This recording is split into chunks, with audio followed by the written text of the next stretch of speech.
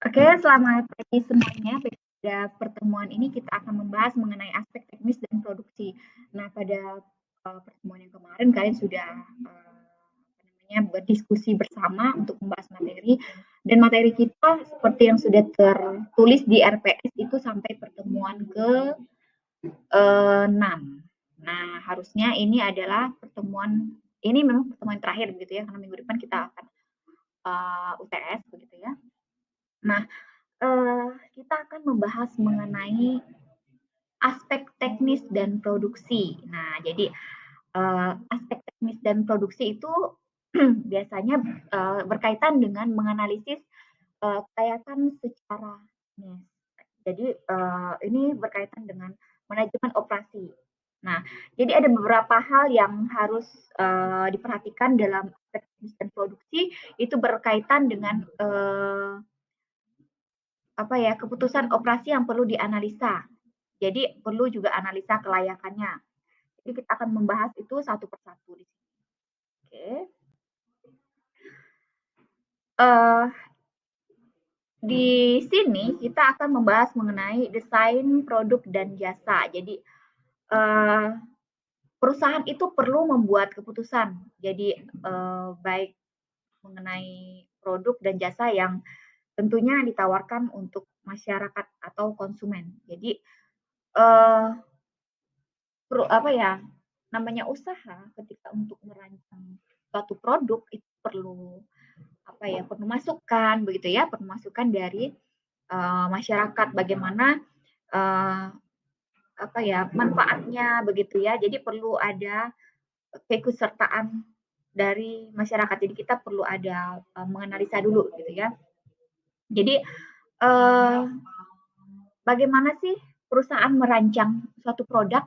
Jadi biasanya perusahaan itu ketika mau merancang suatu produk, dia harus menganalisa dulu apakah produk tersebut perlu menggunakan teknologi gitu ya atau tidak gitu. Jadi berkaitan dengan desain produk juga itu harus diperhatikan. Nah, misalnya desain itu disesuaikan dengan kebutuhan dari dari konsumen sendiri begitu, selera konsumen begitu ya.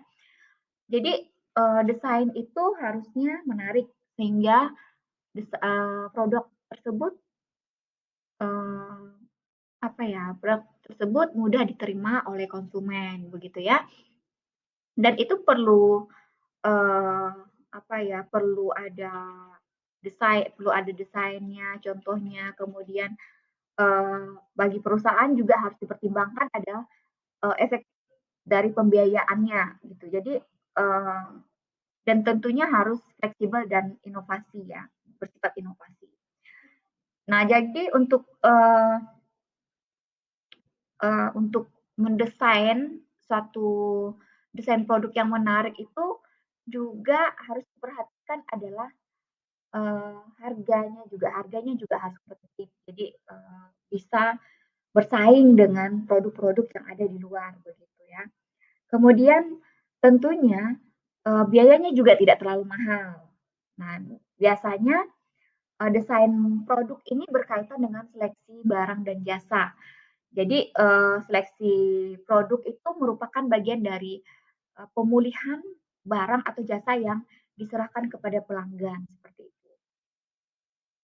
Kemudian perusahaan perlu melakukan seleksi produk. Karena apa?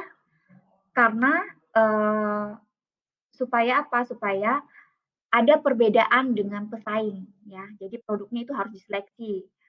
Meskipun produk itu sama dengan pesaing, jadi perlu ada hal yang unik yang ditonjolkan dari produk yang ingin kita jual begitu ya.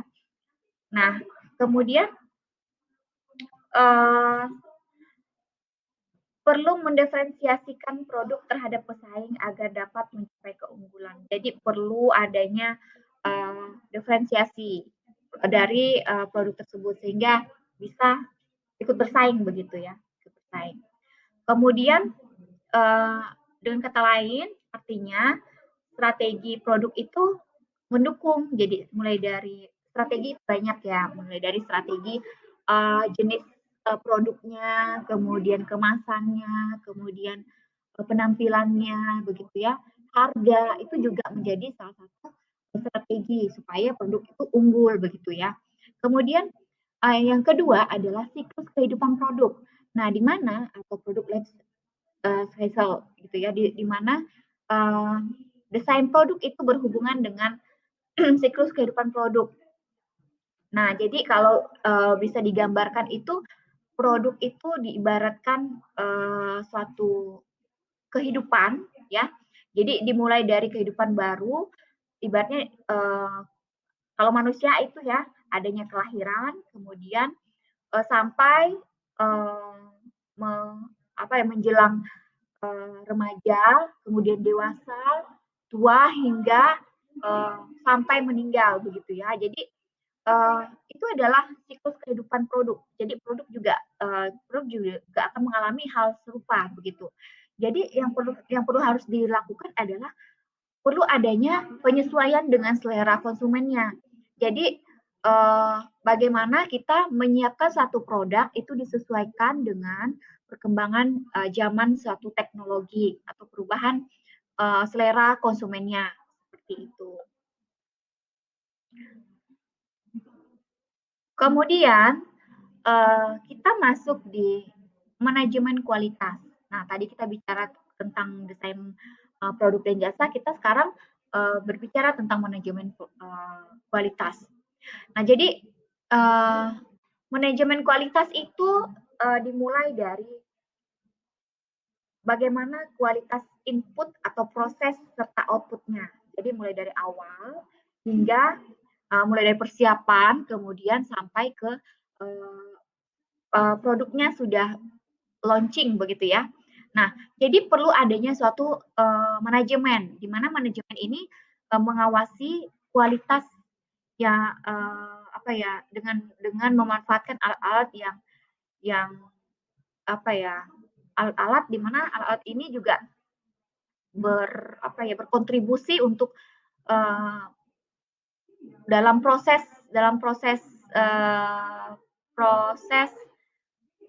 output suatu barang begitu. Nah, jadi perlu adanya pengawasan. Nah, selain itu uh, produk yang diinginkan oleh konsumen juga harus diketahui oleh perusahaan. Jadi supaya apa? Supaya produk tersebut bisa memuaskan kebutuhan konsumen begitu. Jadi dimensi kualitas produk itu biasa terdiri dari yang pertama itu adalah performance, di mana performance ini berkaitan dengan karakteristik dasar atau produk, yaitu fungsi utama suatu produk yang diciptakan begitu ya. Nah, misalnya pakaian yang kita gunakan itu kan bisa melindungi kita dari panas ya. Kemudian panas dan dingin dan itu disesuaikan dengan kualitasnya, kualitas pakaiannya. Kemudian disesuaikan dengan kebutuhannya seperti itu. Kemudian yang kedua itu ada fitur. Jadi fitur ini berkaitan dengan kelengkapan atau tambahan item pada keutamaan dasar suatu produk begitu ya.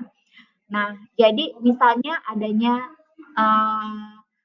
stereo pada CD atau mobil interior suatu mobil gitu ya. Misalnya ada kelengkapan misalnya di sini ya.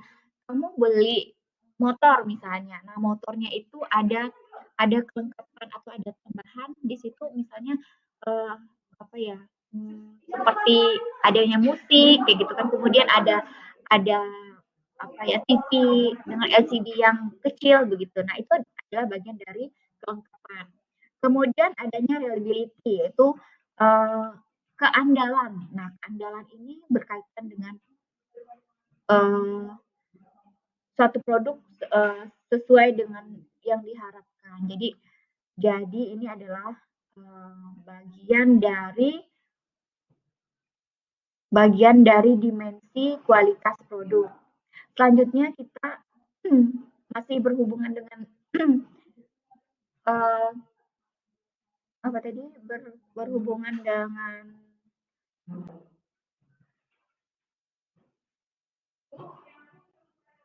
berhubungan dengan apa tadi ya?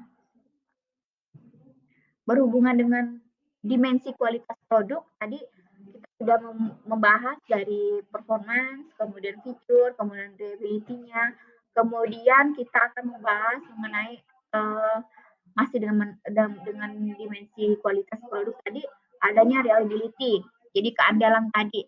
Nah, keandalan itu berkaitan dengan suatu produk yang sesuai dengan diharapkan, misalnya beberapa kali pun membeli produk yang sama itu kualitasnya tetap terjaga begitu, jadi tidak mengecewakan gitu ya.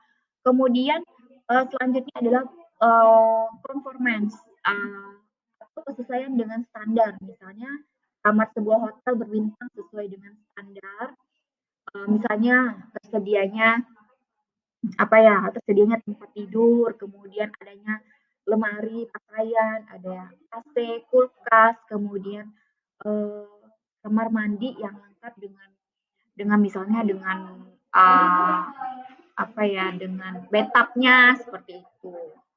Kemudian adanya durability, yaitu keawetan suatu produk itu berkaitan dengan jangka waktu pemakaian. Nah, jangka waktu pemakaian itu eh, berkaitan dengan misalnya ya jangka waktu pemakaiannya harus jelas begitu ya. Apakah produk itu berlakunya hanya 1 tahun atau berapa bulan begitu harus jelas.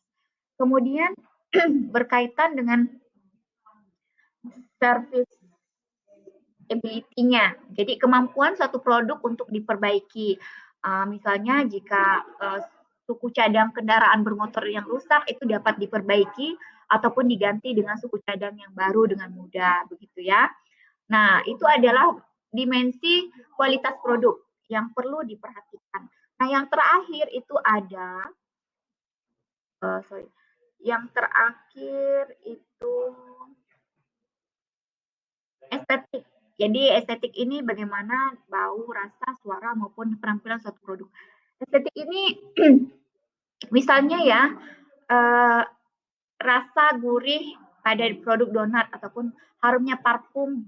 Nah, itu merupakan eh, bagian dari estetik estetik gitu ya. Kemudian eh, berkaitan dengan berkaitan dengan dimensi kualitas jasa. Ini berkaitan dengan tadi kita bicara tentang dimensi kualitas produk. Sekarang kita berbicara tentang dimensi kualitas jasa, di mana ada reliability, di mana di situ kemampuan untuk memberikan jasa dengan segera dan memuaskan, gitu ya. Jadi itu adalah poin pertamanya. Kemudian responsif. Jadi responsif ini kemampuan dalam merespon atau memberi tanggapan gitu ya. Kemudian assurance. Nah, jadi ini berkaitan dengan uh, kemampuan terhadap kesopanan begitu ya. Kemudian kemudian yang berkaitan dengan sifat dapat dipercaya yang dimiliki oleh misalnya para staf gitu ya. Jadi bebas dari bahaya, risiko dan keraguan. Kemudian yang keempat ada empati. Empati ini dalam berkaitan dengan kemudian dalam melakukan hubungan komunikasi yang baik dan memahami kebutuhan dari pelanggan gitu. Nah, yang terakhir itu adalah tangibles. Tangibles ini berkaitan dengan fasilitas fisiknya. Jadi ada perlengkapan yang dimana di sini ada pegawai, kemudian sarana komunikasinya, begitu ya. Nah, itu adalah dimaksud dengan dimensi kualitas jasa. Jadi perusahaan itu menciptakan kualitas itu disesuaikan dengan tujuannya. Apa sih tujuannya? Gitu kan misalnya tujuan dari suatu jasa ini ingin memberikan pelayanan yang baik. Jadi mereka harus konsisten memberikan pelayanan yang baik. Misalnya apa namanya? Yang pertama sopan, ramah, kemudian mereka apa ya tepat waktu, seperti itu ya. Nah, itu adalah bagian dari dimensi kualitas jasa. Oke, sekarang kita masuk di bagaimana sih merencanakan proses dan meningkatkan kapasitasnya, begitu ya. Jadi dalam studi kelayakan itu perlu mempertimbangkan perencanaan kapasitas yang mencakup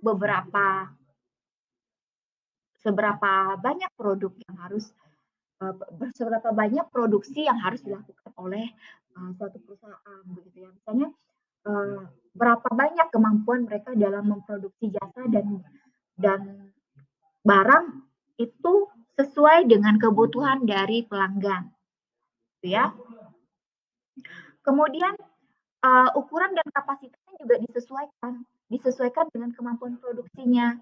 Misalnya juga diperhatikan kemampuan untuk memasarkan. Misalnya dia bisa memproduksi dalam satu hari 100 unit produk misalnya. Nah, dia juga harus pertimbangkan 100 unit ini apakah dapat bisa sampai ke konsumen dalam satu hari. Nah, itu juga harus diperhatikan, gitu ya. Kemudian, tapi kalau kita bicara tentang produksi ya, semakin banyak permintaan dari konsumen, apalagi sekarang kita bisa memanfaatkan marketplace begitu ya, kemudian apa ya, sarana-sarana sosial media yang ada, jadi saya rasa bisa, gitu ya. Kemudian yang harus diperhatikan juga adalah penentuan lokasi, fasilitas, dan pengangkutan bahan dan produk. Nah, jadi dalam rencana bisnis itu perlu menilai kelayakannya. Jadi kelayakan investasinya dalam hal pemilihan lokasi, ya. Jadi pemilihan lokasi itu penting, gitu ya. Karena itu diperlukan untuk investasi jangka panjangnya. Misalnya perlu adanya pendirian usaha baru, kemudian melakukan ekspansi usaha yang telah ada, serta memindahkan lokasi yang lama ke lokasi yang baru, gitu kan. Jadi pemilihan lokasi itu sangat penting karena ini berkaitan dengan kelangsungan suatu bisnis, gitu. Kemudian ini juga berkaitan dengan biayanya. Jadi dengan ukuran biaya besar dan kecilnya itu berpengaruh pada harga produk, begitu ya. Bagaimana harga itu mampu bersaing, gitu ya. Nah, jadi tujuan dari strategi dalam menentukan lokasi itu adalah memaksimalkan benefit dari perusahaan, ya, dari keuntungan dari perusahaan sendiri.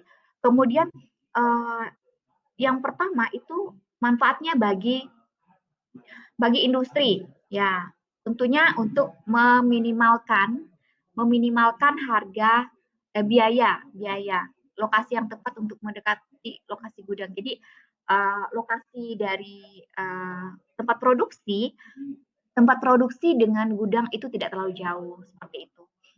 Kemudian yang kedua itu bagi retail dan professional service untuk memaksimalkan revenue. Nah, jadi maksudnya pemilihan lokasi itu tentunya pemilihan lokasi retail dan professional service yang mudah dijangkau oleh konsumen memungkinkan terjadinya penjualan dalam jumlah yang banyak, gitu ya, sehingga meningkatkan pendapatan perusahaan. Kemudian bagi lokasi gudang untuk memaksimumkan speed delivery dan biaya minimum. Jadi kalau kita lihat jarak dan gudang itu perlu jarak gudang dengan lokasi pabrik itu juga perlu diperhatikan karena apa? Semakin lokasinya strategis itu tentunya itu dapat mempercepat penyerahan barang sekaligus meminimalkan biaya, itu udah pasti ya. Nah, pada saat ini yang menjadi permasalahan adalah di zaman globalisasi sekarang ini itu akan sulit sekali untuk mencari lokasi yang strategis. Jadi banyak pertimbangan, terutama berkaitan dengan batas negara gitu ya. Jadi itu perlu diperhatikan seperti itu.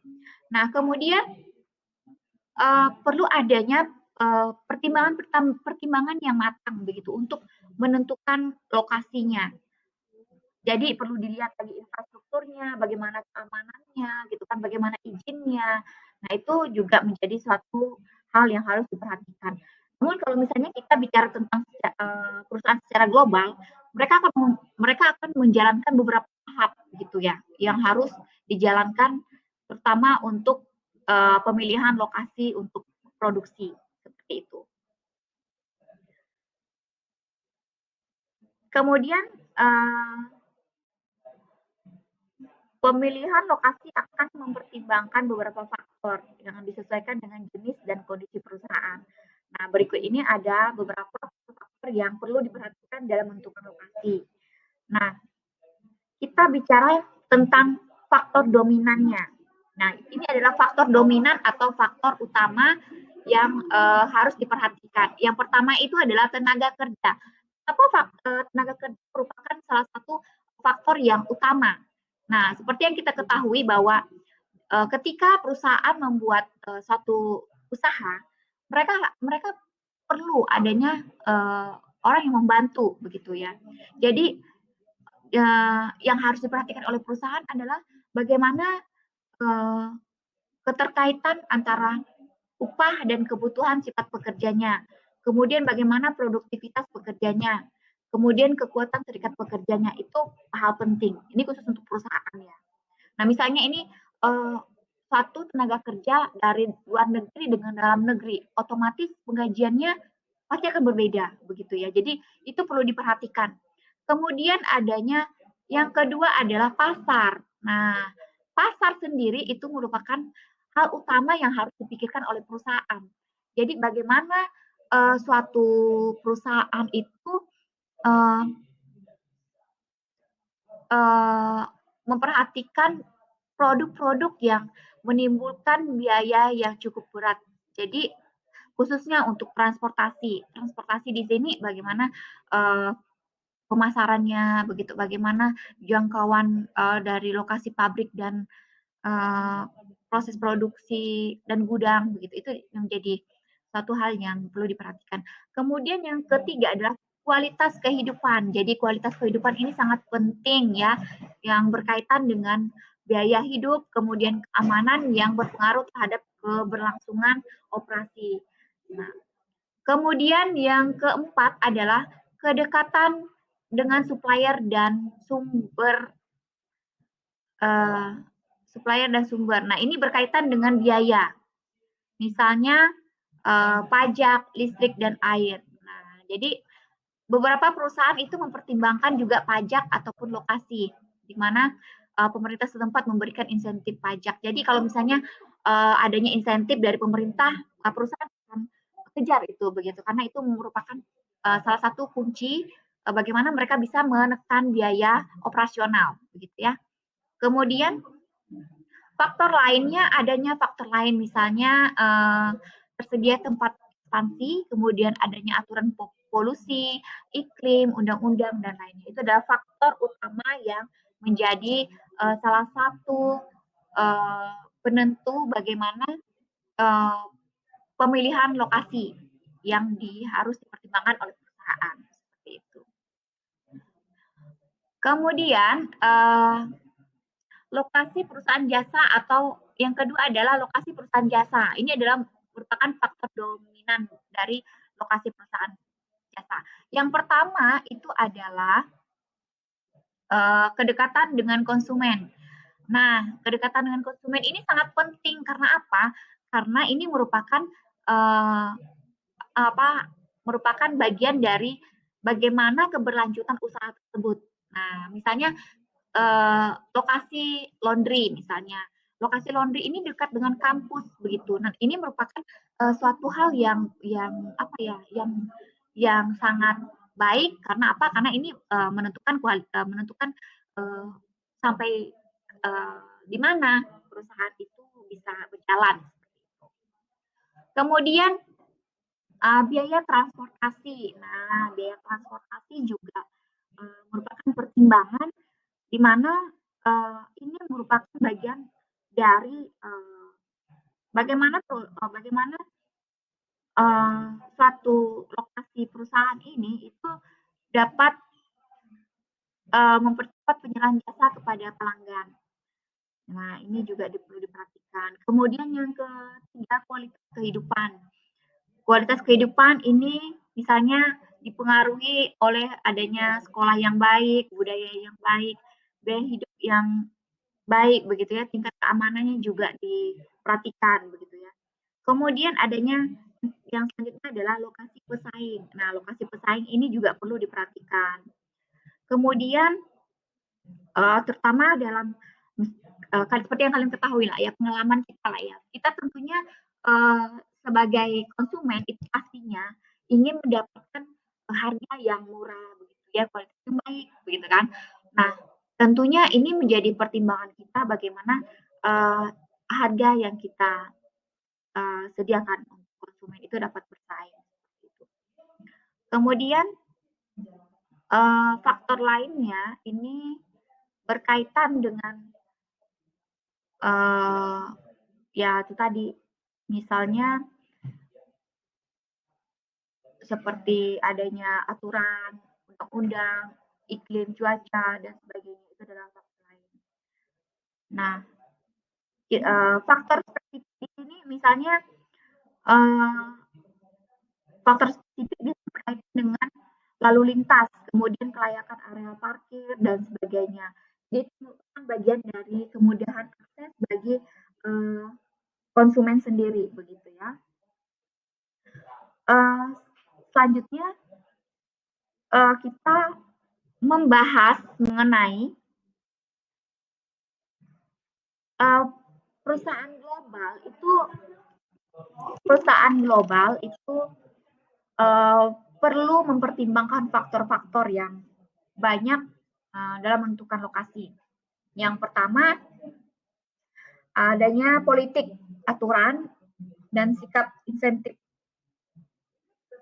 Kemudian, isu kultural dan ekonomi, lokasi pasar, ketersediaan tenaga kerja, kemudian ketersediaan pasokan, tingkat pertukaran dan risiko currency-nya. Nah, itu bisa kalian lihat di sini. Kemudian yang selanjutnya adalah keputusan wilayah dan community. Faktor yang dipertimbangkan adalah adanya motivasi usaha, daya tarik wilayah, ketersediaan tenaga kerja, biaya, peraturan, insentif pemerintah, kedekatan bahan mentah, harga tanah, dan biaya konstruksi. Saya rasa ini bisa jelaskan secara rinci karena ini adalah sudah jelas di sini ya. Kemudian kebutuhan site ini adalah tempat ya, dengan mempertimbangkan faktor ukuran site dan biaya, sistem angkut udara, rambu-rambu pengaturan zona, kedekatan jasa pelayanan pasokan itu dan sebagainya. Ini adalah faktor-faktor yang perlu diperhatikan. Kemudian kita masuk ke materi selanjutnya mengenai adanya layout fasilitas. Nah, jadi rencana suatu bisnis itu juga harus mempertimbangkan layout. Layout itu apa sih? Nanti kita akan jelaskan lebih rinci ya di slide berikutnya. Jadi layout itu bagian dari penataan. Nah, penataan fasilitas operasi secara ekonomis. Nah, diantaranya misalnya adanya mesin-mesin, peralatan perkantoran, begitu ya, adanya rak, adanya interior dan sebagainya. Nah, tujuannya apa? Tujuannya adalah menciptakan operasi tenaga kerja maupun peralatan secara efektif. Nah, jadi layout ini juga berfungsi menciptakan daya tarik pelanggan. Jadi kalau misalnya kita masuk di suatu tempat penjualan, misalnya parfum begitu ya, ataupun butik begitu ya. Nah, coba kalian perhatikan akan berbeda dengan kondisi pasar tradisional dengan pasar bukan pasar toko ya, toko yang masih tradisional, yang penataannya apa adanya dengan butik misalnya toko baju dengan butik. Sebenarnya kedua hal ini tidak jauh berbeda. Dia menjual baju begitu ya. Tapi bagaimana penataannya, interiornya begitu ya. Sehingga itu menarik buat konsumen untuk melakukan transaksi atau kenyamanannya begitu ya. Kalau misalnya di toko baju ini misalnya uh, kita lihat mungkin apa ya lokasinya ya apa adanya begitu ya. Tapi kalau misalnya di butik atau yang tertata lah seperti itu ada displaynya dan sebagainya. Nah itu merupakan bagian dari kenyamanan konsumen untuk berbelanja begitu ya. Kemudian uh, ini berkaitan dengan peningkatan konsumennya begitu. Kemudian dalam tentunya ketika kita menata atau layout tempat usaha kita itu perlu biaya dong, ya kan? Perlu biaya dan itu tentunya harus dirincikan dan harus disesuaikan dengan kebutuhannya si perusahaan itu. Nah, jadi ini merupakan bagian dari layout atau layout fasilitas begitu. Kemudian kita masuk di apa sih itu layout fasilitas? Nah, layout merupakan penataan fasilitas operasi secara ekonomis. Nah, fasilitas operasi meliputi mesin-mesin, peralatan, meja, rak, interior, dan sebagainya. Tadi saya sudah aku jelaskan di awal ya. Jadi, ini adalah bagian dari apa ya, peningkatan suatu untuk meningkatkan kualitas dari penampilan dari perusahaan gitu. Kemudian layout itu perlu disusun dengan baik untuk perusahaan manufaktur atau penjasa pada perusahaan. Jadi perlu adanya susunan-susunan yang baik, yang tata letak yang menarik, sehingga apa ya, sehingga terlihat rapi begitu ya. Nah, saya yakin kalian juga punya keinginan yang sama. Apalagi misalnya yang punya butik atau punya punya cita-cita pingin buat kafe begitu ya. Nah, saya yakin pasti punya keinginan untuk layout dari kafenya itu lebih menarik begitu ya, sehingga para pengunjung itu senang berkunjung begitu ya sih. Nah, itu adalah bagian dari bagaimana cara kita menarik konsumen ya, seperti itu. Kemudian ada namanya tipe layout. Nah, office layout atau tata letak kantor layout itu dapat mempengaruhi produktivitas dan kualitas kehidupan pekerja. Jadi tadi kalau kita bicara tentang layoutnya suatu usaha, nah kita berbicara tentang layout uh, kantor begitu ya. Jadi itu sebenarnya juga berpengaruh pada kualitas kehidupan pekerjanya, ya produktivitasnya semakin meningkat karena layout dari ya apa ya tatanannya. Jadi itu menambah apa ya kualitas bekerjanya gitu ya. Yang ibaratnya peningkatan kualitas lah gitu ya. Nah, di sini ada 4 pendekatan penyusunan layout kantor. Yang pertama itu layout tradisional. Nah, biasanya ini berkaitan dengan privasi ya.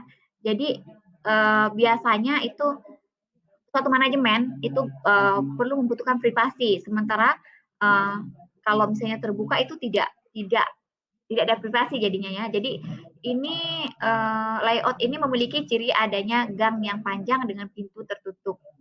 Nah, sehingga menghasilkan isolasi dan wilayah terbuka diisi dengan garis meja yang seragam. Jadi ini jadi apa ya tempatnya dibuat sejajar, kemudian ada kabinet gitu ya yang tersusun, dan setiap karyawan itu punya ruangannya masing-masing seperti itu. Seperti itu. Kemudian layout landscape atau taman. Nah, ini biasanya berkaitan dengan apa ya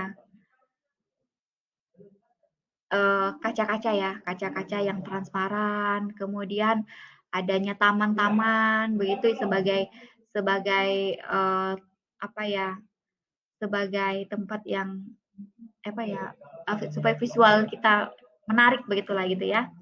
Nah, jadi itu. Kemudian yang ketiga setting kegiatan. Jadi ini mencakup konsep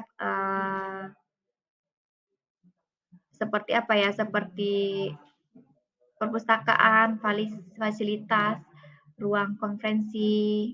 Nah, itu adalah bagian dari setting kegiatan. Kemudian electronic cottage. Jadi ini berkaitan dengan home office ya, di mana kerja dapat menyelesaikan pekerjaan di rumah.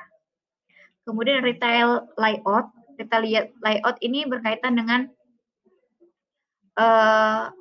berpengaruh pada volume penjualannya. Jadi konsumen akan mudah mendapatkan barang yang dibutuhkan. Tata letak retail ya. Kemudian layout gudang. Nah, layout gudang ini berkaitan dengan penataan dari gudang. Jadi bagaimana penyimpanannya ya, itu perlu diperhatikan begitu. Kemudian yang selanjutnya ada proses oriented layout, fungsional, dan layout garis atau produk ini tidak perlu saya jelaskan satu persatu ya. Jadi ini adalah bagian dari pendekatan penyusunan layout. Kemudian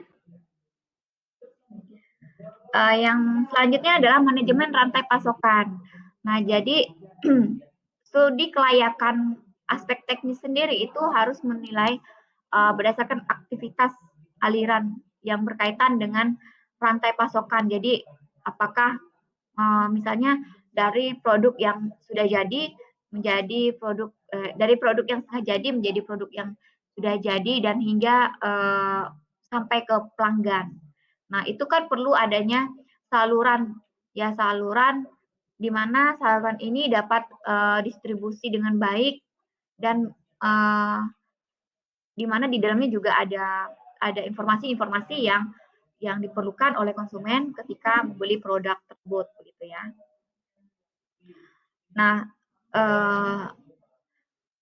Nah, yang perlu diperhatikan dari studi kelayakan ini adalah transportasi vendor. Nah, itu bagian dari manajemen rantai pasokan. Kemudian transfer kredit, pemasok, distributor dan bank, utang piutang, pergudangan dan persediaan, penerimaan order, sharing pelanggan, peramalan, dan informasi produknya. Seperti itu. Jadi yang selanjutnya adalah manajemen persediaan. Manajemen persediaan itu digunakan untuk menentukan beberapa kebutuhan bahan ataupun produk dan kapan pemesannya. Jadi biasanya manajemen persediaan itu cukup perlu diputuskan oleh perusahaan. Karena apa? Karena persediaan yang terlalu banyak akan menyebabkan pemborosan dan itu menyebabkan biaya membengkak begitu. Jadi perlu adanya manajemen persediaan di mana persediaan ini disesuaikan dengan kebutuhan dari pelanggan. Nah, tentunya kalau misalnya persediaan bahan bakunya itu tepat waktu, otomatis tidak akan mempengaruhi produksinya. Nah, sehingga untuk produk tersebut sampai ke pelanggan itu sesuai dengan waktu yang sudah ditentukan. Jadi, maka perlu adanya manajemen persediaan. Kemudian yang selanjutnya adalah perlu adanya penjadwalan. Nah, jadi dalam hal ini operasi perlu melakukan penjadwalan atau schedule, yaitu penyusunan jadwal kapan produksi dimulai dan berakhir. Jadi tujuannya apa?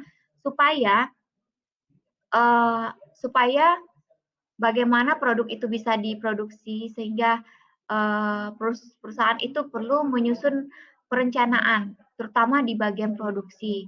Jadi perlu tahu bagaimana apa produk yang ingin diproduksi, kapan produksinya, berapa banyak produksinya, begitunya.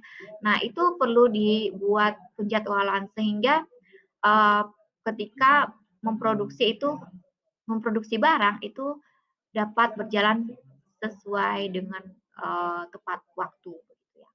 Oke, sampai di sini pertemuan kita pada pagi hari ini. Jika ada yang kurang jelas, kita akan bahas di WA Group dan, saya harap kalian dapat, berdiskusi dengan baik di sana. Sekian dulu pertemuan kita, saya ucapkan terima kasih dan, sehat selalu untuk kita semua. Selamat siang.